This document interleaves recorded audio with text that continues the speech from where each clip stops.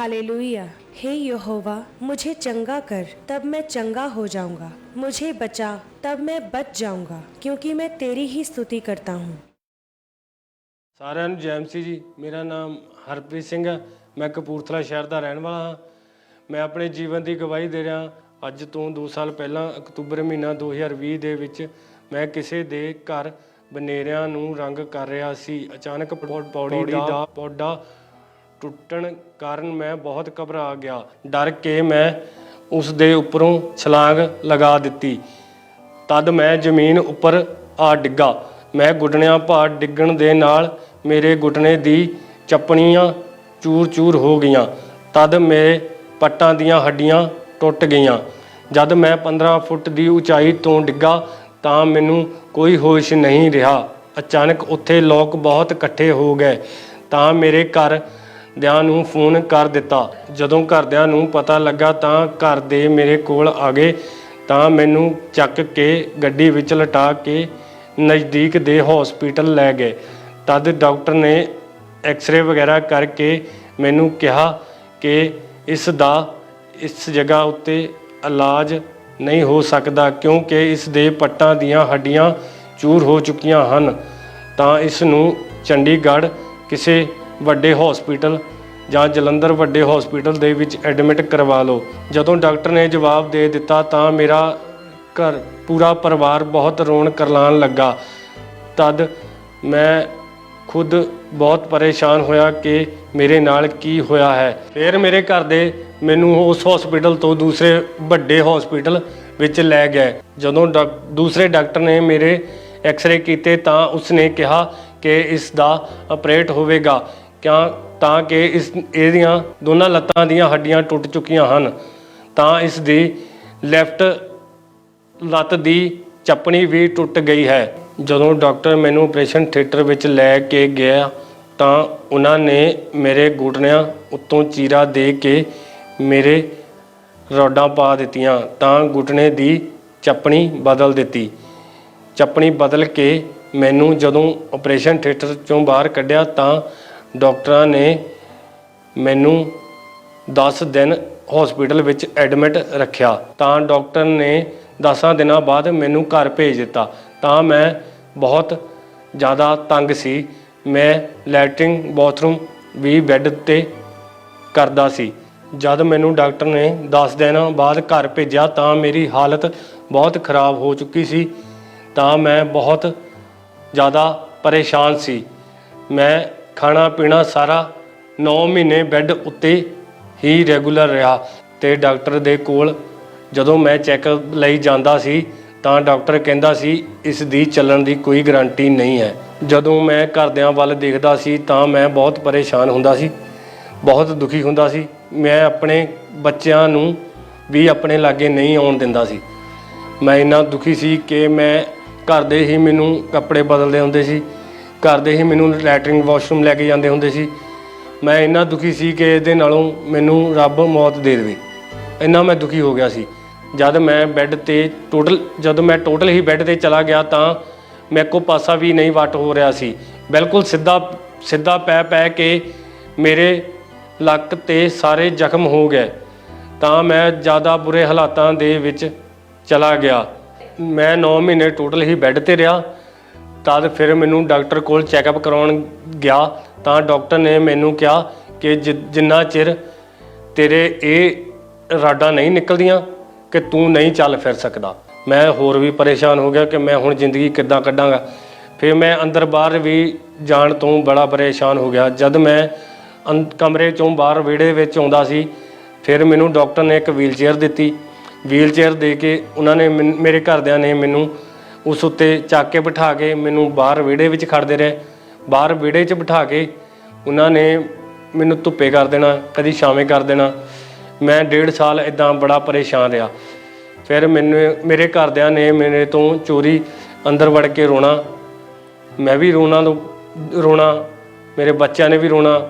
ਸਾਰੀ family ਜ਼ਿਆਦਾ ਪਰੇਸ਼ਾਨ ਰਹਿਣ ਲੱਗੀ। ਜਦੋਂ ਵੀ ਮੇਰੇ ਘਰ ਦੇ ਮੈਨੂੰ ਕਿਤੇ ਅੰਦਰ ਬਾਹਰ ਜਾਂ ਟਾਇਲਟ ਵਾਸ਼ਰੂਮ ਲੈ ਕੇ ਜਾਂਦੇ ਤਾਂ ਵੀਲ ਚੇਅਰ ਉੱਤੇ ਹੀ ਲੈ ਕੇ ਜਾਂਦੇ। ਮੈਂ ਹੋਰ ਵੀ ਜ਼ਿਆਦਾ ਦੁਖੀ ਹੋ ਗਿਆ ਕਿ ਮੈਂ ਜਿਨ੍ਹਾਂ ਦੀ ਸੇਵਾ ਕਰਨੀ ਆ ਮੈਂ ਉਹਨਾਂ ਕੋਲ ਸੇਵਾ ਕਰਵਾਉਣ ਡਿਆ, ਨਾ ਕੋਈ ਮੈਂ ਕੰਮ ਕਰ ਸਕਦਾ ਸੀ, ਕਿਉਂਕਿ ਜਿਸ ਨਾਲ ਮੈਂ ਹੋਰ ਵੀ ਜ਼ਿਆਦਾ ਪਰੇਸ਼ਾਨ ਹੋ ਗਿਆ। ਫਿਰ ਇੱਕ ਦਿਨ ਮੇਰੀ ਭੂਆ ਦਾ ਮੁੰਡਾ ਮੇਰੇ ਘਰ ਮੇਰਾ ਪਤਾ ਲੈਣ ਲਈ ਗਿਆ ਤਾਂ ਉਸ ਨੇ ਮੈਨੂੰ ਖਾਂਬਰਾ ਚਰਚ ਬਾਰੇ ਦੱਸਿਆ। ਤੂੰ ਉਸ ਜਗ੍ਹਾ ਉੱਤੇ ਜਾ, ਉਸ ਜਗ੍ਹਾ ਉੱਤੇ ਜਾ ਕੇ ਪਰਮੇਸ਼ਵਰ ਦੇ ਦਾਸ ਦੁਆਰਾ ਬਹੁਤ ਕੰਮ ਹੁੰਦੇ ਹਨ। ਤਦ ਮੈਂ ਦੇ ਘਰਦਿਆਂ ਨੂੰ ਕਹਿਣ ਲੱਗਾ ਕਿ ਮੈਨੂੰ ਖਾਂਬਰਾ ਚਰਚ ਲੈ ਕੇ ਜਾਓ। ਜਦ ਮੈਂ ਪਹਿਲੀ ਵਾਰ ਖਾਂਬਰਾ ਚਰਚ ਆਇਆ ਤਾਂ ਮੈਨੂੰ ਬਹੁਤ ਸ਼ਾਂਤੀ ਮਹਿਸੂਸ ਹੋਈ ਤਾਂ ਮੈਂ ਗਵਾਹੀਆਂ ਨੂੰ ਰਿਸੀਵ ਕਰਨਾ ਸ਼ੁਰੂ ਕਰ ਦਿੱਤਾ। ਫਿਰ ਮੇਰੇ ਪਰਿਵਾਰ ਨੇ ਮੈਨੂੰ ਰੈਗੂਲਰ ਹੀ ਖਾਂਬਰਾ ਚਰਚ ਲੈ ਕੇ ਆਉਣਾ ਚਾਲੂ ਕਰ ਦਿੱਤਾ ਤਾਂ ਪਰਮੇਸ਼ਵਰ ਨੇ ਮੈਨੂੰ ਉਸ ਦਿਨ ਤੋਂ ਹੀ ਆਜ਼ਾਦੀ ਦੇਣੀ ਸ਼ੁਰੂ ਕਰ ਦਿੱਤੀ। 22 ਮਈ 2022 ਨੂੰ ਜਦ ਮੇਰੇ ਘਰ ਦੇ ਮੈਨੂੰ ਖਾਂਬਰਾ ਚਰਚ ਵਿੱਚ ਲੈ ਕੇ ਆਏ ਤਦ ਮੈਨੂੰ ਸੇਵਾਦਾਰਾਂ ਨੇ ਵੀਲ ਚੇਅਰ ਉੱਤੇ ਬਿਠਾ ਕੇ ਐਮਰਜੈਂਸੀ ਸੈਕਸ਼ਨ ਵਿੱਚ ਬਿਠਾਇਆ। ਫਿਰ ਉਸ ਦਿਨ ਪਰਮੇਸ਼ਵਰ ਜੀ ਦੇ ਦਾਸ ਨੇ ਇਹ ਕਿਹਾ ਕਿ ਮੈਂ ਐਮਰਜੈਂਸੀ ਸੈਕਸ਼ਨ ਵਿੱਚ ਵੀਲ ਚੇਅਰ ਵਾਲੇ ਰੋਗੀਆਂ ਨੂੰ ਆਜ਼ਾਦ ਹੁੰਦੇ ਦੇਖ ਰਿਹਾ ਹਾਂ। ਤਦ ਪਰਮੇਸ਼ਵਰ ਨੇ ਮੈਨੂੰ ਛੂਇਆ ਤੇ ਮੈਨੂੰ ਆਜ਼ਾਦ ਕੀਤਾ। इमरजेंसी सेक्शन में व्हील चेयर पे रोगियों को हील होते हुए, इमरजेंसी सेक्शन में व्हील चेयर के ऊपर लोगों को हील होते हुए, उनकी रीढ़ की हड्डी को हील होते हुए, उनको डिलीवर होते हुए, चंगे होते हुए, यीशु मसीह के नाम में चंगे हो जाओ और आजाद हो जाओ और छूट जाओ। आमीन। चंगे हो जाओ सारे। ਜਦੋਂ ਪਰਮੇਸ਼ਵਰ ਦੇ ਦਾਸ ਨੇ ਪ੍ਰਾਰਥਨਾ ਕੀਤੀ, ਪਵਿੱਤਰ ਆਤਮਾ ਜੀ ਨੇ ਮੈਨੂੰ ਛੂਇਆ, ਮੇਰੇ ਸਰੀਰ ਵਿੱਚ ਪੂਰੀ ਗਰਮਾਹਟ ਆ ਗਈ। ਉਸੇ ਵੇਲੇ ਹੀ ਉੱਠ ਕੇ ਮੈਂ ਆਪਣੇ ਆਪ ਨੂੰ ਚੈੱਕ ਕੀਤਾ ਤਾਂ ਮੈਂ ਕਿਸੇ ਵੀ ਸਹਾਰੇ ਤੋਂ ਬਿਨਾਂ ਚੱਲ ਪਾ ਰਿਹਾ ਸੀ। ਤਦ ਮੈਂ ਉੱਠ ਕੇ ਚੱਲ ਕੇ ਐਮਰਜੈਂਸੀ ਸੈਕਸ਼ਨ ਤੋਂ ਪੁਲਪਟ ਤੇ ਜਾ ਕੇ ਪਰਮੇਸ਼ਵਰ ਦੀ ਮਹਿਮਾ ਲਈ ਗਵਾਹੀ ਦਿੱਤੀ। ये भाई 15 फुट की ऊंचाई से छत से नीचे गिर गए थे। दोनों टांगों की हड्डियां टूट गई थी, राइट घुटने की चपड़ी टूट गई थी। ऑपरेशन करवा के दोनों टांगों में रॉड्स इनकी डाली गई थी और फिर भी ये भाई चल नहीं पाते थे, इनसे खड़ा तक नहीं हुआ जाता था। लेकिन आज जैसे परमेश्वर के घर में आए, प्रेयर को रिसीव किया, बिना किसी सहारे से अपने आप इस भाई ने चलना शुरू किया और आज ये भाई पूरी रीति से हील हो चुके हैं। सब जोर से इस बड़ी गवाही के लिए सब परमेश्वर की तारीफ करें, जोर से सब परमेश्वर के नाम को महिमा दें। ਉਸ ਦਿਨ ਤੋਂ ਬਾਅਦ ਮੈਂ ਪੂਰੀ ਤਰ੍ਹਾਂ ਹੀਲ ਹਾਂ। ਮੈਨੂੰ ਕਿਸੇ ਸਹਾਰੇ ਦੀ ਲੋੜ ਨਹੀਂ, ਕਿਸੇ ਸਕੰਜੇ ਦੀ ਲੋੜ ਨਹੀਂ, ਕਿਸੇ ਵੀਲਚੇਅਰ ਦੀ ਲੋੜ ਨਹੀਂ। ਉਸ ਦਿਨ ਤੋਂ ਬਾਅਦ ਮੈਂ ਇੱਕਦਮ ਹੀਲ ਹਾਂ, ਮੈਨੂੰ ਕਿਸੇ ਸਹਾਰੇ ਦੀ ਜ਼ਰੂਰਤ ਨਹੀਂ ਹੈ। ਤਾਂ ਮੈਂ ਔਰ ਮੇਰਾ ਪਰਿਵਾਰ ਬਹੁਤ ਖੁਸ਼ ਹੈ ਅਤੇ ਮੇਰੇ ਆਂਢੀ ਗੁਆਂਢੀ ਵੀ ਹੈਰਾਨ ਹਨ ਕਿ ਇਹ ਸਭ ਕੁਝ ਕਿਸ ਤਰ੍ਹਾਂ ਹੋ ਗਿਆ। ਮੇਰਾ ਡਾਕਟਰ ਵੀ ਹੈਰਾਨ ਹੈ। ਕਿਸੇ ਮੈਨੂੰ ਵੀਲਚੇਅਰ ਦੀ ਲੋੜ ਨਹੀਂ, ਕਿਸੇ ਮੈਨੂੰ ਸਕੰਜੇ ਦੀ ਜ਼ਰੂਰਤ ਨਹੀਂ। ਮੈਂ ਆਪਣੇ ਆਪ ਹੀ ਟਾਇਲਟ ਵਾਸ਼ਰੂਮ ਜਾਂਦਾ ਹਾਂ। ਮੈਂ ਜਿੰਨੇ ਵੀ ਲੋਕੀ ਬੈੱਡ 'ਤੇ ਹਨ ਉਹਨਾਂ ਨੂੰ ਇਹ ਕਹਿਣਾ ਚਾਹੁੰਦਾ ਹਾਂ, ਪਰਮੇਸ਼ਵਰ 'ਤੇ ਭਰੋਸਾ ਰੱਖੋ, ਅੜੇ 'ਤੇ ਖੜ੍ਹੇ ਰਹੋ। ਪਰਮੇਸ਼ਵਰ ਸਭ ਕੁਝ ਕਰਨ ਦੀ ਤਾਕਤ ਰੱਖਦੇ ਹਨ।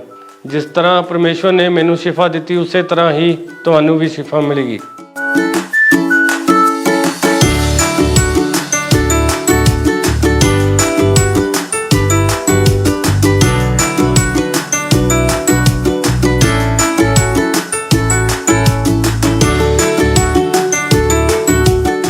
ਇਸ ਵੱਡੀ ਚੰਗਿਆਈ ਦੇ ਲਈ ਮੈਂ ਪਰਮੇਸ਼ਵਰ ਦਾ ਧੰਨਵਾਦ ਕਰਦਾ ਹਾਂ ਤੇ ਉਹਨਾਂ ਦੇ ਦਾਸ ਦਾ ਧੰਨਵਾਦ ਕਰਦਾ ਹਾਂ। ਸਾਰਿਆਂ ਨੂੰ ਜੈ ਮਸੀਹ ਜੀ।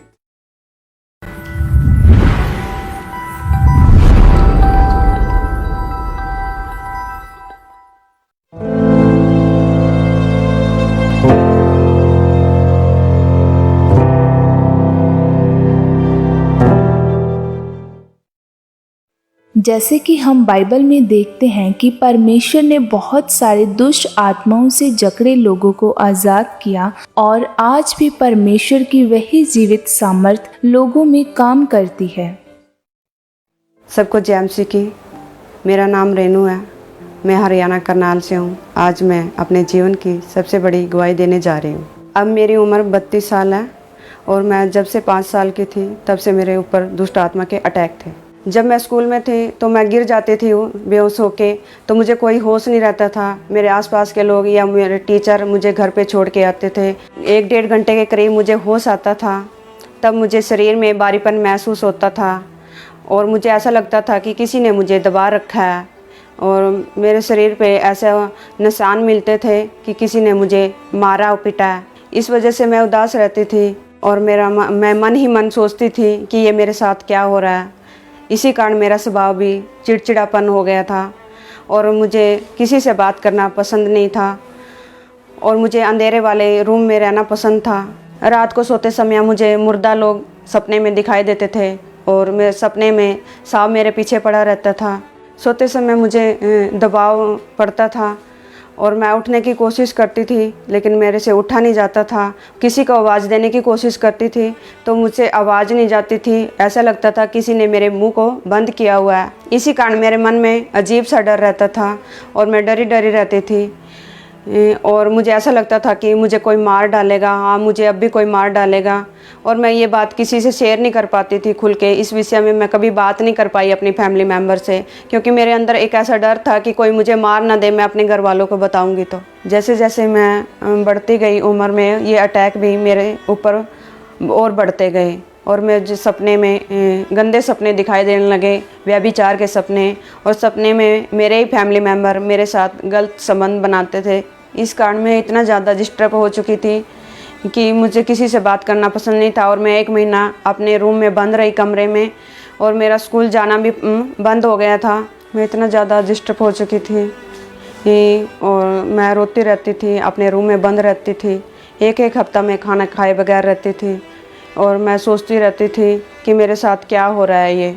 मेरी ये हालत देखकर मुझे घर वाले हॉस्पिटल लेके गए और मुझे नॉर्मल डॉक्टर से दिखाया और मेरे डॉक्टर ने जो बीपी वगैरह चेक किया वो सब नॉर्मल था। उसके बाद मेरा ऐसा ही चलता रहा। मेरे घर वालों ने देखा कि मेरी हालत में कोई सुधार नहीं हुआ, मुझे दूसरे डॉक्टर के पास ले गए, स्पेशलिस्ट डॉक्टर के पास जो साइकेट्री का है।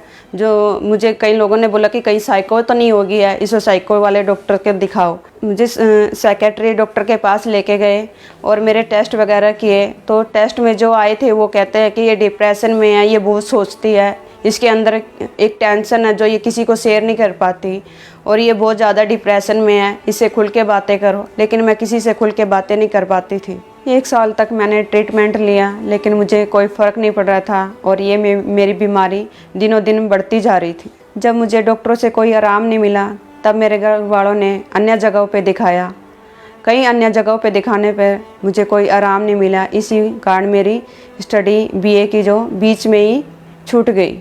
जब मेरी उम्र 24 साल की हुई तो मेरे घर वालों ने मेरी शादी कर दी और शादी के बाद भी ये अटैक मुझ पे जारी रहे और अटैक बढ़ते गए। शादी के बाद मुझे ऐसा लगता था कि मैं मर जाऊं और मैं अपनी ससुराल में भी काम करते जहाँ कहीं होती थी वहीं गिर जाती थी बेहोश होके। मुझे नहीं पता रहता था कि मैं कहाँ गिर गई हूँ। कई जगह मैं ऐसी होती थी कि मुझे नहीं पता था कि इस जगह खड़ी है। कई बार मुझे गिरने की वजह से चोट भी लगी है और मेरे घर वाले सोचते थे कि ये जानबूझ के कर रही है और इसी वजह से मुझे बहुत गुस्सा आता था और मेरे हस्बैंड के साथ मेरा लड़ाई झगड़ा होता था मेरे घर वालों के साथ और मेरे हस्बैंड के साथ मेरी बनती नहीं थी। मेरे मन में थॉट आता था कि मैं सुसाइड कर लूँ। घर में होती थी तो घर में सोचती थी कि पंखे से लटक के मर जाऊं। अगर बाहर होती थी तो मुझे लगता था कि मैं ट्रेन के नीचे कट के मर जाऊं या कोई ट्रक है या बस है उसके नीचे आ जाऊं। घर नहीं जाऊं, मैं किसी को अपना चेहरा नहीं दिखाऊं।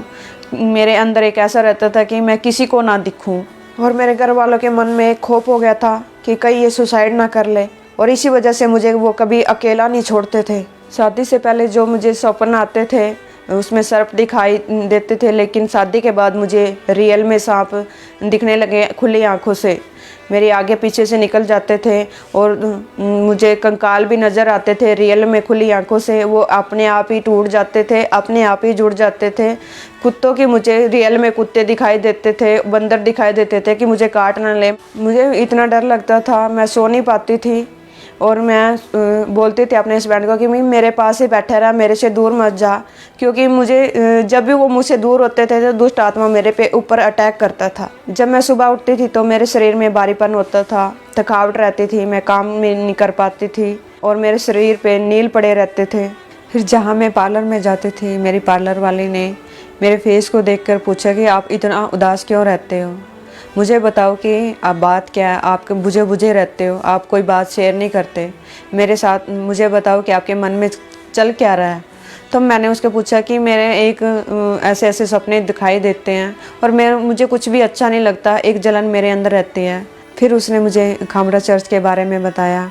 खामड़ा चर्च की ऑनलाइन मीटिंग मुझे दिखाई और मीटिंग में मुझे हील होते हुए, दुष्ट आत्माओं से जकड़े हुए लोग, लंगड़े चलते हुए और अंधे देखते हुए, बहरे सुनते हुए उसमें देखे। और मैं देखो उन सब गवाहियों को हैरान थी कि, और उन गवाहियों को देख के हैरान भी हूँ और मुझे विश्वास भी बढ़ा मेरा कि जब ये चंगे हो रहे हैं, ये दुष्ट आत्माओं से आज़ाद हो रहे हैं, लंगड़े चल रहे हैं, अंधे देख रहे हैं, तो मैं भी वहाँ पे उद्धार पा सकती हूँ। 4 अप्रैल 2021 को मैं फ़र्स्ट टाइम खामड़ा चर्च में आई और खामड़ा चर्च में मैंने गवाहियाँ देखी, गवाहियाँ सुनी और उन गवाहियों को सुन के मेरा फेथ बढ़ा।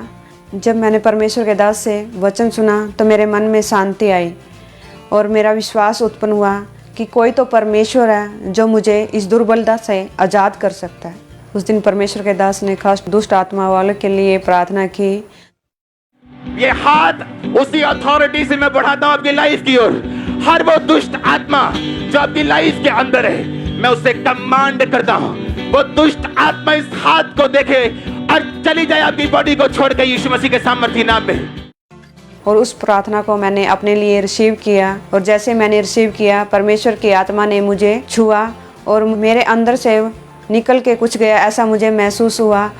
और तभी मुझे हल्कापन महसूस हुआ और ऐसा लगा कि मेरे शरीर में एक करंट लगा। और उसी दिन से मैं दुष्ट आत्मा के अटैक से आज़ाद हूँ। अब मुझे कोई गंदे सपने नहीं दिखाई देते, कोई मेरे सपने में सर्प नहीं आता। अब मुझे खुली आंखों से जो पहले दिखाई देते थे सपने, अब मुझे कुछ दिखाई नहीं देता। जो मुझे कंकाल दिखाई देते थे वो भी नहीं दिखाई देते, जो जानवर दिखाई देते थे वो भी मुझे अब नहीं दिखाई देते। अब मैं कभी बेहोश नहीं होती और पूरा काम घर का खुद करती हूँ। अभी मैं कोई डिप्रेशन में नहीं हूँ। अब मैं उसी दिन से अपने परिवार के साथ, अपने हस्बैंड के साथ, बच्चे के साथ, अपनी पूरी फैमिली के साथ खुश हूँ। मैं अब उन लोगों को ये मैसेज देना चाहती हूँ जो दुष्ट आत्माओं से जकड़े हुए हैं कि सच्चे खुदा के पास आए, उसके आगे प्रार्थना करके देखो। यहोवा परमेश्वर जिंदा खुदा है, वो मन की बातों को पूरा करता है, वो उद्धार करने वाला परमेश्वर है। मैं इस बड़े छुटकारे के लिए परमेश्वर का धन्यवाद करती हूँ, परमेश्वर के दास का धन्यवाद करती हूँ। सबको जय मसीह की। तारीफ करें जोर से सज्जन तालियों के साथ, और जोर से तालियों के साथ सज्जन तारीफ करें।